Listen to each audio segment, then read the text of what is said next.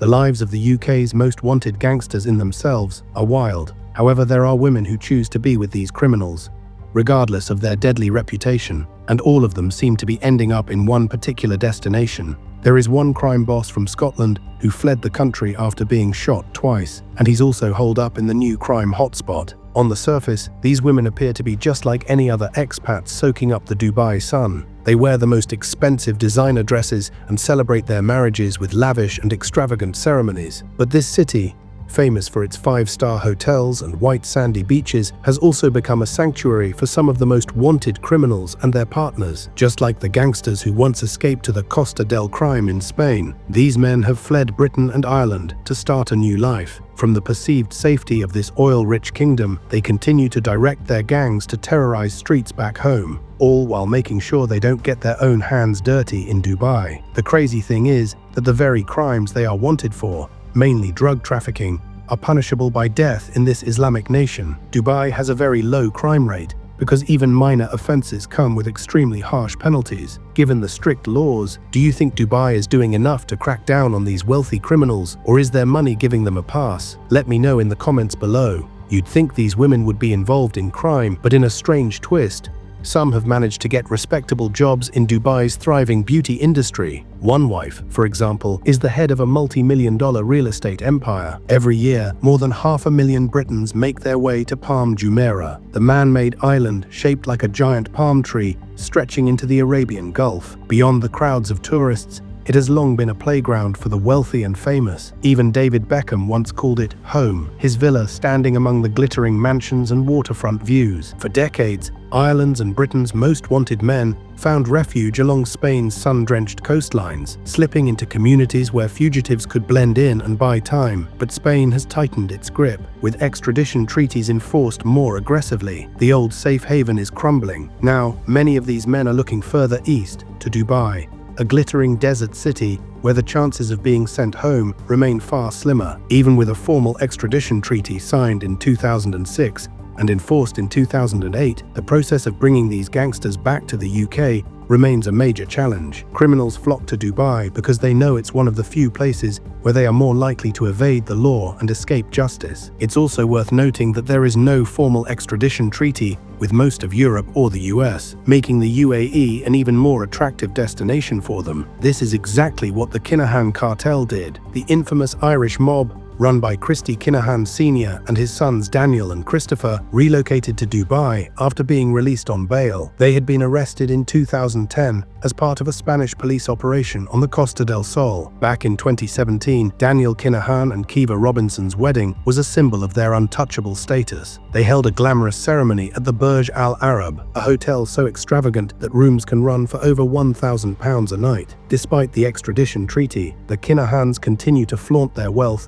and live a life of luxury in Dubai. Originally from Coolock in North Dublin, Daniel's wife was once the girlfriend of another gangster, Mika Kelly, also known as the Panda. He was linked to at least 6 murders before being killed by the real IRA in 2001. His death was a planned hit right outside his apartment in North Dublin. After being shot and seemingly dead, he was shot again and had a car run over his body. After an ordeal like that, you might think she would have chosen a more simple life away from crime. While her husband faced international sanctions and had his assets frozen, Robinson quietly built her own empire in Dubai's property market. She sold and managed multi-million-pound real estate deals, moves that allowed money to flow, and opportunities to open where official channels were blocked. Today, those transactions are seen as more than business. They paved the way for the Kinahan Cartel's relocation to Dubai, turning the desert city into their new stronghold. Do you think these women are just being used to hide money for the gangsters, or are they genuinely looking for a fresh start from the criminal underworld? These property dealings remain clouded in allegation and speculation, with no concrete evidence on record. One of the transactions is said to have involved a luxury villa, complete with a swimming pool and a lavish terrace overlooking a golf course, reportedly sold for £10 million.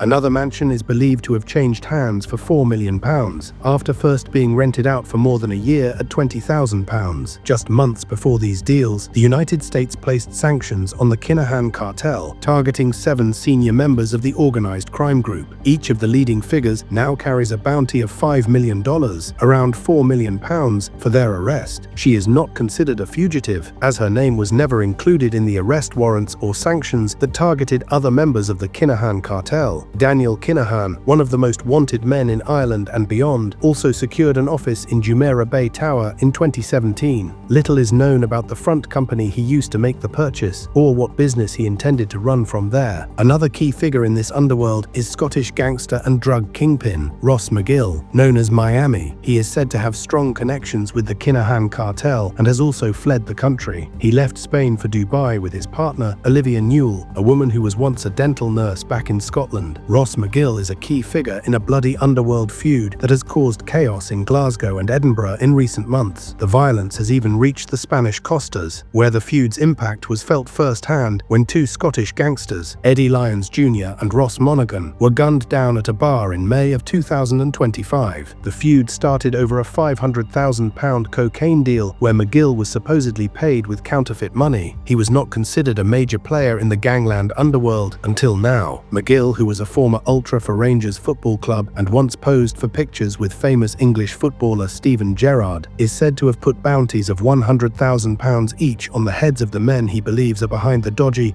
£500,000 deal. About 4 years ago, he fled Scotland, but that didn't stop him from being involved in one of the bloodiest gang wars in the country. In June 2025, relatives of his partner were sent a severe message when Olivia's father, George, had his black taxi firebombed outside their family home, leaving significant damage.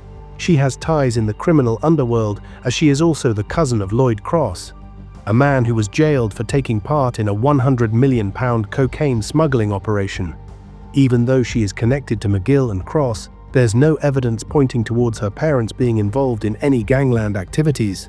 The pressure from Spanish police has played a major part in forcing many of these gangsters to flee elsewhere. Gangsters who had previously moved their operations to the Costa del Sol because of its close proximity to Morocco and its position as a key entry point for drugs into Europe. Marbella is a nice place to live, and gangsters love the idea of being somewhere where they can flaunt their money in restaurants and enjoy 9 months of sunshine. Dubai has also become an attractive destination for these men because of the luxurious lifestyle they can maintain there. The best part for them is that they are less likely to be extradited back to their home country to face charges. Regardless of their move from Spain, these men still command foot soldiers within the country, allowing them to maintain a presence and keep their drug operations flowing into Britain and Ireland. While some Brits have been jailed in the United Arab Emirates for offences as harmless as kissing in the street, the law appears to turn a blind eye to how certain wealthy residents have built their fortunes. In Dubai, little seems to matter as long as there is money, and those with it often appear untouchable. Carrying a reputation as a hub for money laundering, Dubai has become an ideal haven for drug smugglers. Wealth shields them from scrutiny, and in a city built on excess, cash buys more than luxury, it buys protection. For years, this nation has been seen as a safe jurisdiction for individuals tied to organized crime. The power that money brings influences the law to grant a form of protection from extradition, allowing these figures to enjoy their luxurious lifestyles beyond the reach of foreign courts. Enjoying the luxuries of Dubai is a couple made up of Charlene Bentley and Stephen "Jimmy" Jamieson. Charlene, a 40-year-old psychiatric nurse, has stood by Jimmy even through his darkest days, including his conviction and 8-year prison sentence in Glasgow for cocaine smuggling. Her loyalty was rewarded with an extravagant wedding in Dubai, where Jimmy reportedly spent more than £500,000 on the ceremony. The pair, who share 2 children and have been together for more than 15 years, celebrated their marriage in the company of some of Scotland's most notorious underworld figures. Having fled to Dubai around 2020, Jamieson is alleged to have taken over the operations of cartel boss Jamie "Iceman" Stevenson. a 60-year-old gangster jailed for orchestrating a £100 million cocaine smuggling network. Stevenson's scheme moved shipments of cocaine from South America to Glasgow, hidden in containers of bananas. As Stevenson's former right-hand man, Jamieson is now considered the major figure overseeing the smuggling route his boss left behind. Stephen Lyons, the son of former crime boss Eddie Lyons Sr., is alleged to have spent staggering sums on Botox and fillers to alter his appearance after going into exile in Dubai. At a social event in the city, one of the first photographs of him in more than a decade was captured. Now 44 years old, Lyons fled Scotland after surviving a shooting in which he was struck twice. His fear of reprisals ran so deep that he refused to return even for the funeral of his brother, Eddie Lyons Jr., and close associate Ross Monaghan. Instead, he chose the safest option, watching the service through a live video stream. But while these men bask in their lives of luxury, they all exist under the shadow of the one figure who truly commands Dubai's criminal underworld. That man is Christy Kinahan Sr., widely regarded as the king of Dubai's criminals. He now lives in Dubai with Neslihan Yildirim, a Turkish-Dutch businesswoman. Together, they had once planned a different life, marriage and a move to Zimbabwe with their 3 children. Instead,